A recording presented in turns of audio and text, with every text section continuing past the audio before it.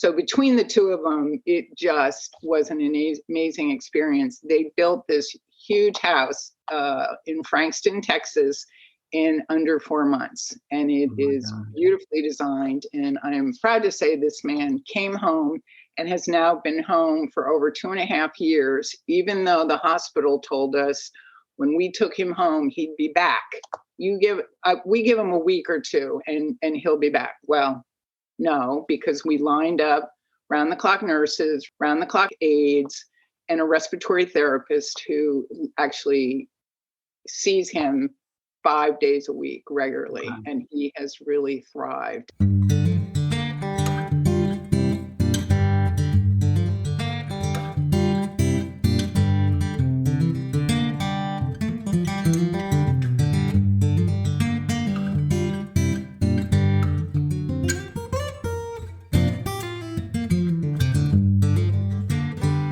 Welcome to It's Settled, the Amitros podcast. Each episode, we're going to dig into the humanity in workers' compensation and insurance claims, exploring the stories of injured people and those who support them, as well as the good work professionals are doing in the industry. And now, I invite you to join me, Sean Dean, General Counsel at Amitros and the host of It's Settled. Now, it's settled. Let's get on to the episode. We have Deborah Castellucci, president of the Catastrophic Care Network, here on the Amitros It's Settled podcast, and we couldn't be happier to have you here, Deborah. Welcome. Thank you. Delighted to be here, Sean. Thanks. Great. Thanks for joining. I guess we're going to jump right in. As we've kind of talked offline before. The goal of the podcast is to have either injured individuals on telling their stories or people who are in the insurance community, helping injured people who've been in bodily injury accidents and live better, healthier lives. And certainly you're doing that with the Catastrophic Care Network. I guess before, I do want to jump into your background, but just give the audience sort of a high level, if you were talking in an elevator, exactly what you do at Catastrophic Care Network. Well, thanks. To your point, we are a network, and the majority of our clients have all either been in a medical malpractice situation where they've become injured as a result of that mistake, accidents, work environment situations, car crashes. And then a good majority of our clients are also children that were injured at birth and subsequently are either cerebral palsy with different variations of inactivity, inability to communicate, is complicated as being home on a respirator. So we sort of run the gamut from birth age all the way. I think our oldest client we've had the opportunity to work with was in his 70s. Okay. So when we are brought in and we can be accessed through a number of ways, either through attorneys early on, financial advisors, trustees, private insurance, resource searches often lead clients and their families to us. So you can come to us from various ways, and then of course, hopefully through word of mouth as we continue to grow. Once we bring someone on, we do a full client assessment, meaning ideally we like to come to the home no matter where you are. We have clients in 14 different states. I just got back the other day from seeing a client we have down outside of Baton Rouge, Louisiana. So once we've seen and met the client and their family, or if they're in a residential facility, long-term care, rehab, whatever, we do that. If it's a home situation, they're living in the community, we also at the same time assess the living environment. Often people are injured, whether it's a car crash or whatever, they're now in a wheelchair and their home has 2-3 flights of stairs and that home really no longer works for them. If that's the case, then we move forward in recommending either purchase of a home, new construction. We've worked in 5 different states and built homes with clients. if it looks like modification is within a reasonable budget, and of course we're mindful of everybody's budget because we can't assume that there's unlimited resources. So often there's bathrooms of bathtubs or high step-in showers or whatever that certainly is not going to suit for someone in a wheelchair. Yeah. So we take that all into consideration. We also work with their benefits, what kind of governmental benefits. We don't ever want to put a client in a position where they may long-term lose that benefit, Social Security, disability, whatever the case may be, certainly Medicaid, particularly with our So kids. special needs trusts may be implemented and incorporated. What a fascinating and absolutely necessary service you're providing. I've been for the last nearly 15 years on the side where we're preparing Medicare set-asides and life care plans. And I was always scratching my head going, I mean, you look at some of these life care plans, especially how detailed they are and the requirements that, especially in a catastrophic situation, that they need after they resolve their claim. And I mean, they have this document and they have money, but there's no one there to implement it and run quarterback. And I'm an attorney myself. There's no way I could take that on behalf of someone. So it's almost like you're part project manager, part clinical consultant, part post-settlement caseworker. It's a really dynamic role. I guess before we get into some of the day-to-day that you do and the good work that you're doing, how on earth did you even get to this point where you're president of a company who's doing this stuff? Well, I like to say a lot of divine intervention, me being a nurse for a long, long time and being in the right place at the right time. I had done critical care, ICU, education, bedside, all that lovely experience that has gone a long way to help me, certainly in my business. The other nurses that work with me also have pretty extensive medical hospital backgrounds that go also a long way to help us support our clients. But it's funny, when I was thinking about you and I talking today, it was like, but how did I ever think that rehab quadriplegic, paraplegic clients, because usually in the medical and surgical cardiac unit, which is really the crux of my long-term nursing experience. Yeah. My husband and I and our family went out to Kansas City for 4 years with his job. And I took a job in a freestanding, brand new, beautiful, acute rehab facility. But I got hired because I was a critical care ICU nurse. And so they hired me to assist in their respiratory weaning program. So patients were getting discharged from hospital on ventilators still. Right. They would come to this rehab and we would help sort of fast track getting them off the ventilator and then back in the community. Well, I worked 3 to 11 because my kids were of the age that, I needed to do that sort of thing. And so when I would be done, my patients would go to bed fairly early. There was a whole wing of patients that were quadriplegic and paraplegic. So I would help those nurses with bedtime, because we all know paraplegic, quadriplegic, there's a lot going into getting them ready for bed and making sure their bladders are empty and positioned properly. And so that was the little link in my brain that thought, wow, this is fascinating. Yeah. Fast forward now, I'm to the point where I want to step away from academic medicine, hospital, and then it's like, what do I do? I'm a nurse, I'm not an entrepreneur. Well, the answer to yes is how. And I met with a long-term high school friend who was a financial advisor. And we started chatting at a memorial service. And next thing I know, he was calling me and saying, can you help me bring this guy home? And to your point, financial advisors don't know the ins and outs of bringing somebody that was in a facility. House got built, family wanted to help take care of him, but doesn't he need a hospital bed and doesn't he need a ceiling lift? And so, like I said, the answer to how was yes. He was my first client 9 years ago. And now I'm delighted to say, that was in Paramus, New Jersey. Now we have clients in 14 different states. And it's just been a wonderful, wonderful, fulfilling experience to have the opportunity to help individuals. And even though they may be a quadriplegic or cerebral palsy, we all know that each and every individual is individual. And that's what we pride ourselves in, is realizing that just because you're in a power wheelchair doesn't mean that your needs are exactly like the guy in the room next to you in the acute rehab.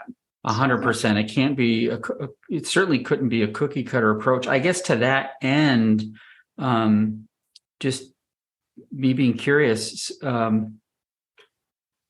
clients in 14 states, do you travel? I mean, do you get on a plane? Like if they want to meet with you and go, hey, I really need you in my home setting and I want to talk about it. I mean, you must probably encourage that so you can get a sense of what things are like for them, right? In their setting. Absolutely. Absolutely. I, 4 years ago, 4 Christmases ago, I was in my living room and I got a call from an attorney who actually was a Philadelphia attorney, but the client had been injured in a work injury here in Pennsylvania, but he was from Texas. And he said to me, Deborah, I got your name and I've got this client and we want to build him a house. We've got to get him out of this acute hospital. And I'm thinking, and where does he live? In Texas. So that was our first build of a brand new home specifically for this man. And it really just went beautifully. I went out, got on a plane. To your point, yes, I'm the one for the company that likes to get on planes. The other nurses, they are great with driving to Delaware, Maryland, PA, New York. But I'm pretty much the one who doesn't mind getting on an airplane for sure. And so we connected through the financial advisor with this particular client in Texas, found an amazing builder who had been injured when he was a teenager, spinal cord injury, and recovered miraculously, had his own building company. So to him, this was like a payback, like give me the opportunity. Oh my gosh. And he knew and worked with an architect who knew how to design for actual hospitals. So between the two of them, it just was an amazing experience. They built this huge house in Frankston, Texas, in under 4 months. And it is beautifully designed. And I am proud to say this man came home and has now been home for over 2.5 years, even though the hospital told us when we took him home, he'd be back. We give him a week or two and he'll be back. Well, no, because we lined up round the clock nurses, round the clock aides, and a respiratory therapist who actually sees him 5 days a week regularly. Wow. And he has really thrived. You set him up for success. Talk to the viewers a little bit about what type of, this was a new home build. So what are some of the considerations in a living situation or even home modifications that you need to consider? And noting that everybody's totally different, everyone's injuries are different and their needs are different. But what, like, for example, for this gentleman, what were some of the things that were considered in the architecture, design, layout, and ultimate build for this home to assist him? Well, because he was going to need quite a bit of extensive nursing care, we designed a whole nurse area for them to actually have some private space so that they won't be mingling with the family, trying to sit in the living room when the client may be asleep, resting, whatever. So that's something I learned early on. That's great. That goes to your dignity and your privacy. I mean, this is your home. I mean, it's your sanctuary and your castle. Like, I would never have thought of that you need a space for the clinical folks to set up and, right. And we designed to make sure they have a refrigerator and a microwave and something comfortable to sit on and documentation. And then tons of storage, cabinetry, a whole room where the medication prep area is. And then his bedroom with a ceiling lift track that goes directly into a huge accessible bathroom, roll-in shower, roll under sink, all that sort of thing designed specifically for him. And then another room off of that for his wheelchairs, his shower chairs, because I can't tell you how many homes I've walked into and there's equipment in the living room or in the dining room, because most homes don't have that type of storage. But then you know, in terms of recommendations, I never recommend, and this is such a sticking point with our parents, is to put kids that are wheelchair dependent on a second floor. And we have one, and I love this mom, but she was absolutely not having it. So we did the VPL, the vertical platform lift that goes up the front stairway that carries his wheelchair. And then because it's a second story, you always have to have an egress out of a bedroom by law or by good conscience even. Yeah. We did a vertical platform decking off his bedroom. There's a man door that goes out to the deck, and then a vertical platform that takes him down to a deck, ground level, that he could be rescued for in the event of an emergency. So and is that consideration because you don't want to isolate children up there, or is it a safety issue, or both? Safety primarily, because mom doesn't want to be upstairs if kiddo is downstairs. The couple times that that's worked, we built a home for a little girl who was electrocuted, built this big, beautiful home, and she is in a master suite on the main floor. She does require round the clock nursing care. So we were able to do the nursing room off her bedroom so that the nurse was always there. So mom and dad can go to bed at night and sleep, you know, comfortably and not be concerned that something is going on downstairs that they need to be aware of. You know, we always say ranch style houses. Well, we all know they built them in the 50s and 60s and there's just not enough of them. We built this ranch style in Texas. We did one just up in Maine, designed specifically again for this woman. And she wanted to do a ceiling lift that would take her not only from her bedroom and bathroom, but then out into the living room because she was a high level paraplegic. And so we did that, and it takes her into her living room space, and she can then be lowered down into a recliner couch sort of environment and feel like, you know, she's not always having to be in her power wheelchair in the living room. Now, what a wonderful sense of freedom.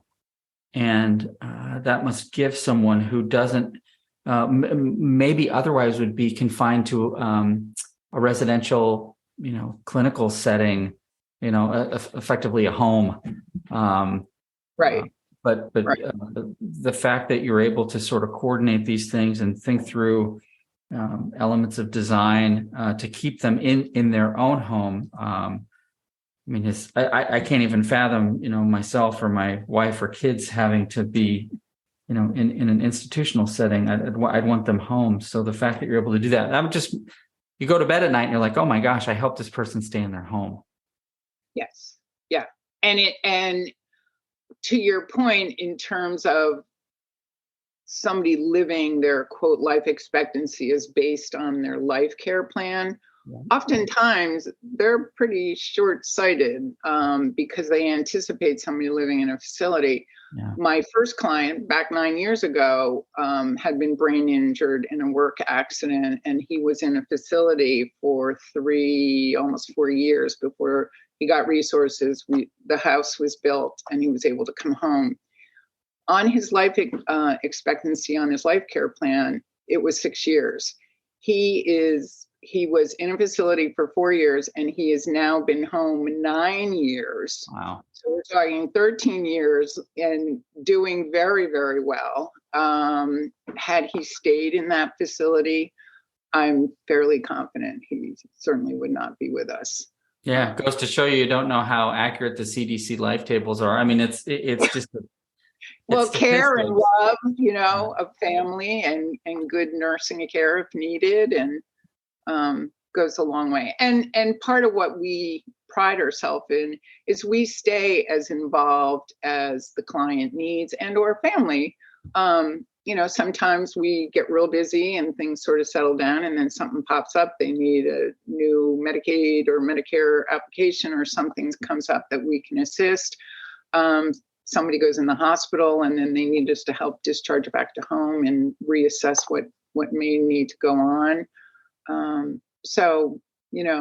For the amount of clients we have, we're not busy with everybody all the time, but we certainly stay in communication with our families to let them know we're here if and when something comes up that they need assistance with.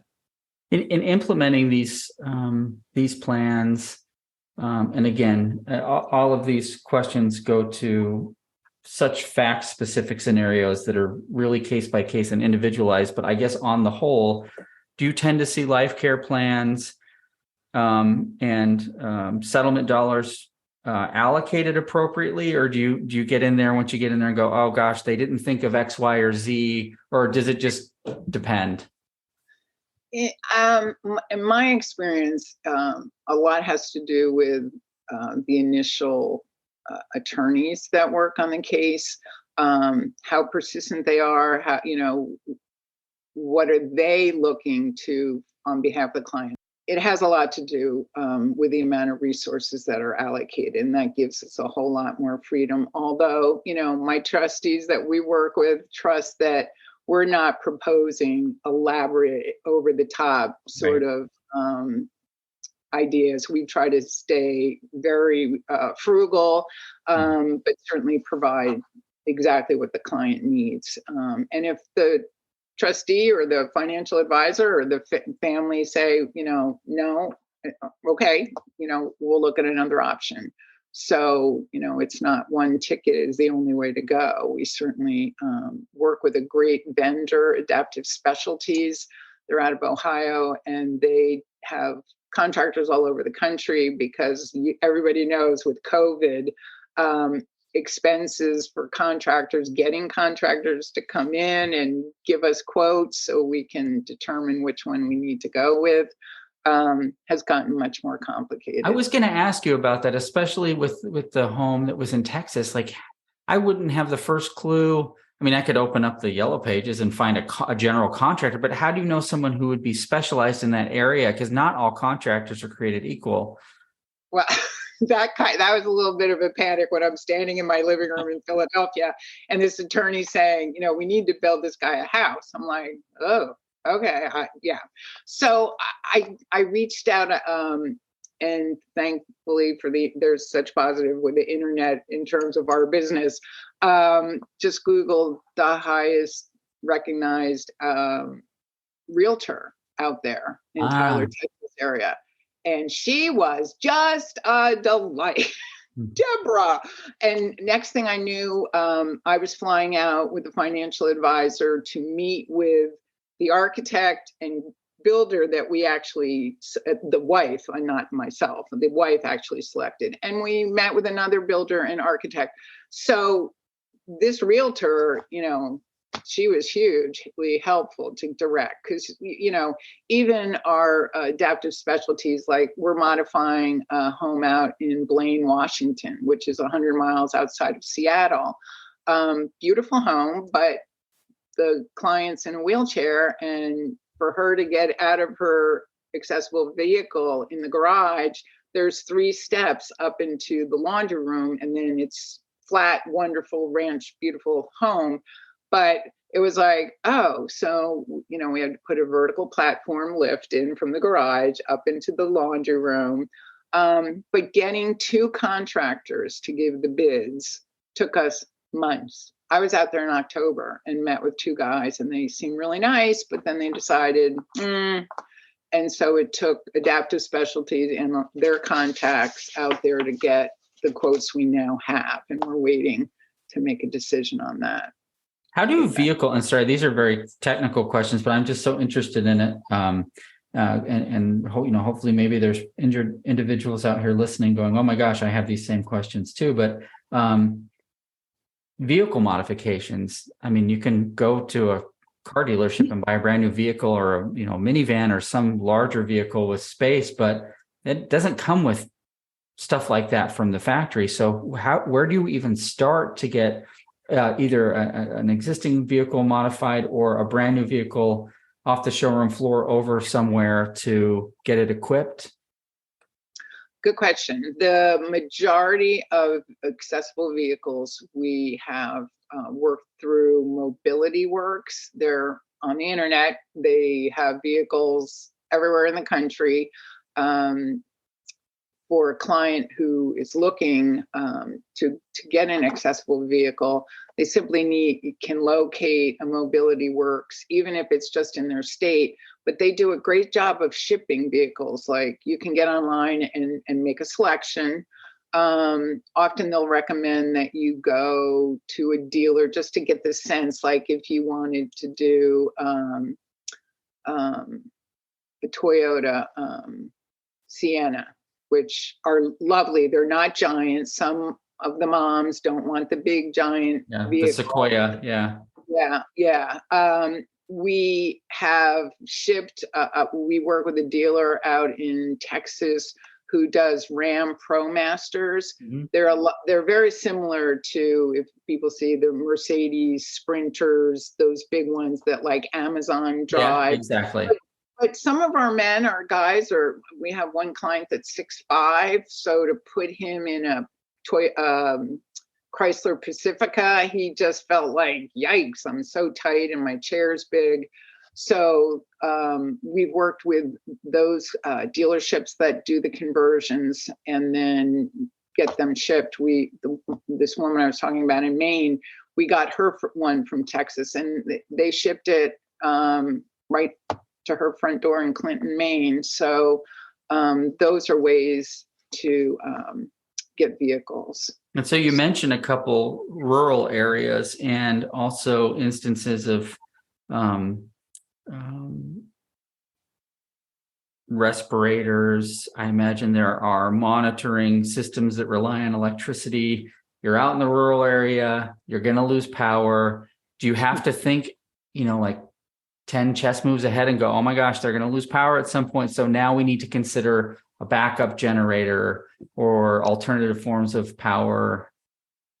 Great question. Most of our clients have Generac. They're number one in the industry for durability, quality, home sizing. Like, they size it specifically to the home. So that's part of our initial assessment. Like you say, if somebody's got a feeding pump and, they need to be suctioned because they have a trach and they need an oxygen condenser and all that, we know requires electricity. Even if, our folks that live more urban, we still recommend that they have a generator. All our new construction, absolutely, that's part of the layout and the architect plan is to have the whole home generated. Some houses, if it's just some electrical needs, no elevator, no BPL lifts or anything, can have a smaller, because they are expensive. I mean, a whole house generator is upwards of $16,000 and doesn't work in everybody's budget. But you can get a smaller one that would do that particular patient's room and immediate needs that way. So I didn't even think of the lift. Obviously, the lift is powered by electricity too, so they don't want to be stuck somewhere remote in the house. An elevator, So I have all of these questions. I can't imagine a loved one who is a caretaker, a parent. I can put myself in the shoes of a parent. There needs to be some component of education.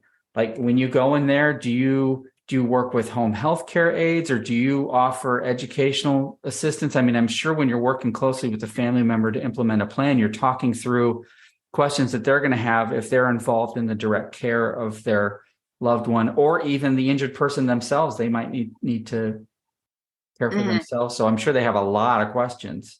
Yeah, and they change, particularly with our kids as they get older. We don't do any of the hands-on. earlier you said you're like I like to describe, if I'm truly doing a quick elevator speech, which mine was not, I apologize. Uh-huh. But I say we're basically high-level project managers. Yeah. And so we look at the physical needs, the emotional needs, the needs of the living situation, whether home, facility.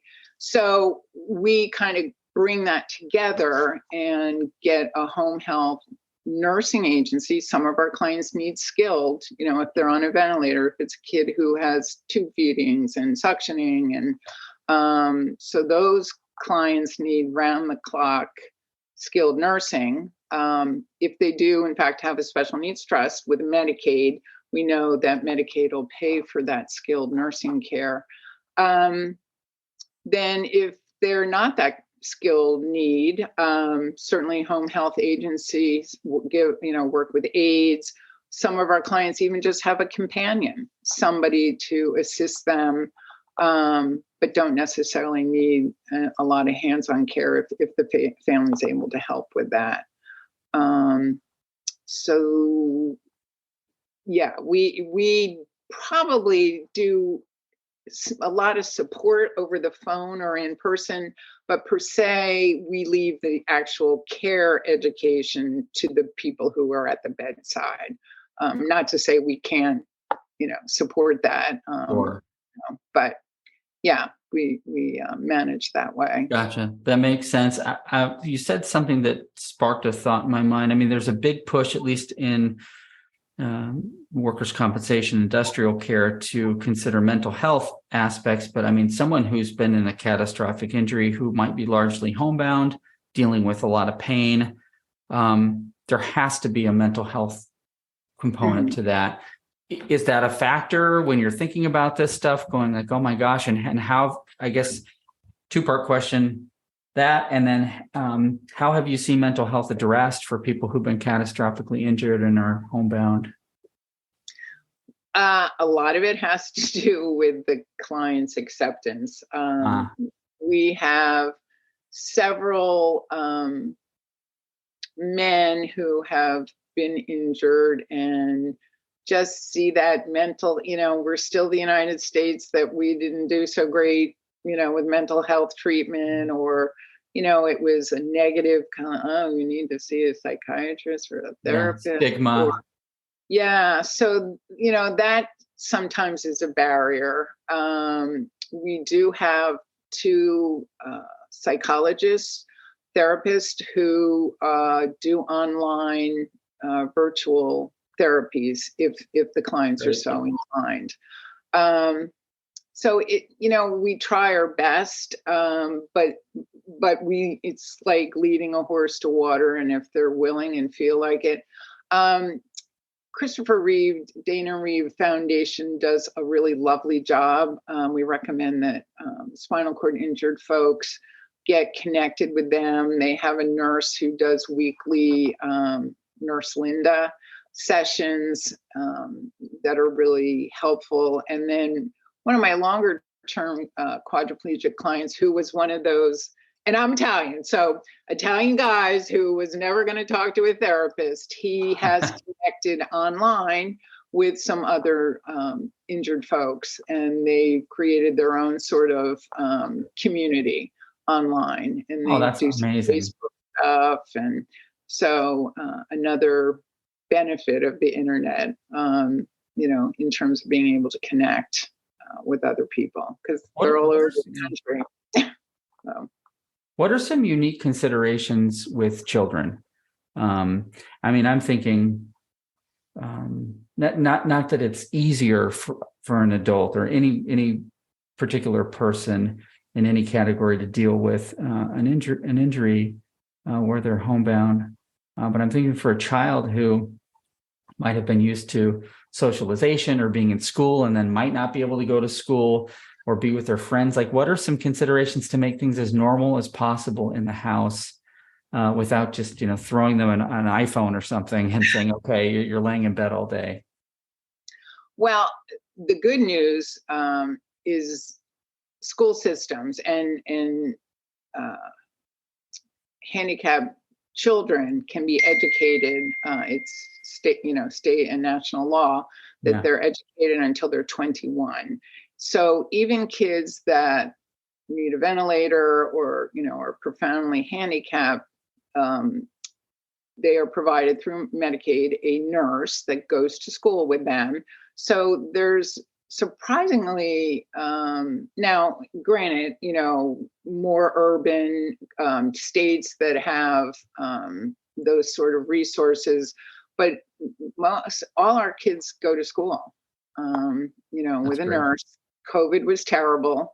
A lot of the nurses, kids weren't going to school, period. Right. So, for those children, trying to sit in front of a computer and, that was a real struggle for the parents. Not that it wasn't a struggle for, non-handicapped children to sit in front of a computer, but now that things are sort of back to normal, they are attending school. There's all kinds of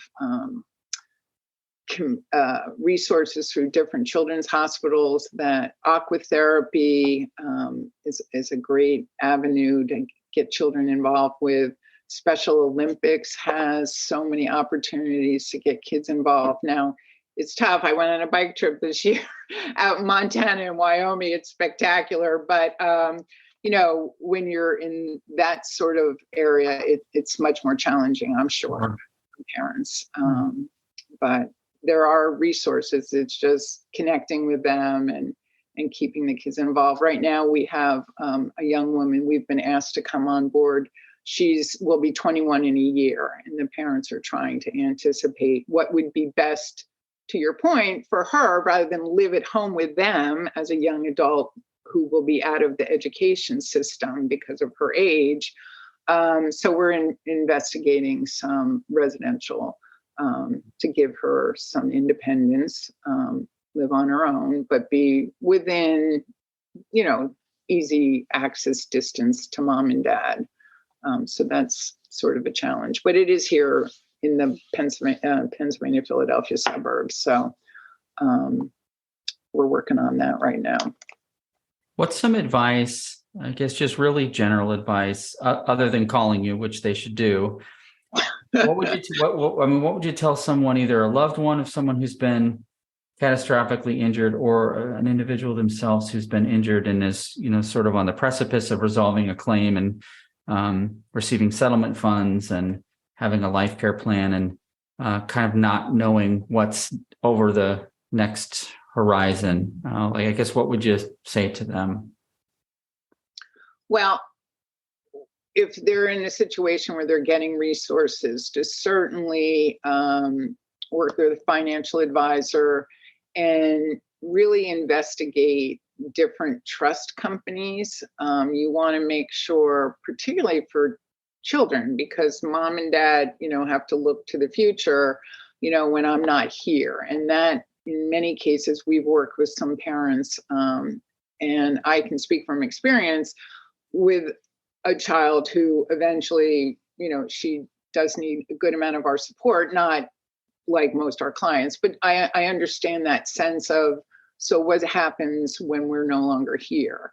So you want to be sure you're in a situation where the trustee is somebody who totally understands. And we've done some work with families, parents, to make sure the language in the trust speaks to that particular individual long-term needs. And it really, even for people with mental illness, we helped a family in Maryland whose son is bipolar, and he's fairly high functioning, but really depends on mom and dad. And they're in their late 60s, early 70s. And so those are the stresses for sure. But really doing your research to understand that you're working with an elder law attorney who's going to write the trust document, hear what your concerns as parents, or a spouse, if this is now your spouse who's been injured, how this is going to play out moving forward, and then finding the right trust company to work with those resources. You can even have family members. if it's a child and they have siblings, those siblings can be named as co-trustee. Yeah. So it's not giving all the control to a trustee, that a family member can have input to the point of they're not happy with this trust company, that they can transition to another company. And that's always an option. Not easy, but absolutely can be done. In the event somebody's unhappy or not feeling like they're getting the services they require. Yes, in closing, so if an injured individual or their loved one or an attorney or a trustee needs to get a hold of you, how can they get a hold of you to talk about your services? Well, we have a website. It's www.catastrophiccarenetwork.com. That has all our contact information on it. I'm on LinkedIn. I think you can Google me, Deborah Castellucci. I know there's a lot of who came up with Castellucci and catastrophic. When I first started, I had done some legal nurse consulting is how I transitioned initially. And so it used to be Castellucci Legal Nurses.com. Well, when I rebranded a few years ago, and I said, we've created a network, and that really speaks to what we do, Catastrophic Care Network. So the web designers said, well, Deborah, you have to be catastrophic care. I'm like, oh, what happened to ccn.com? That wasn't going to happen. So I apologize for the lengthy email address, Deborah@catastrophiccarenetwork.com will get right to me.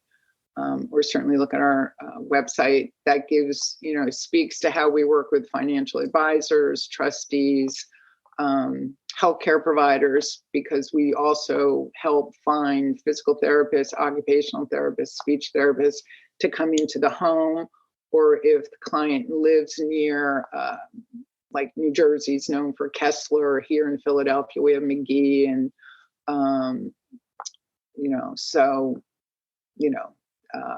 there's definitely ways, or there's just private physical therapists. Some of our best physical therapists, we're finding them privately.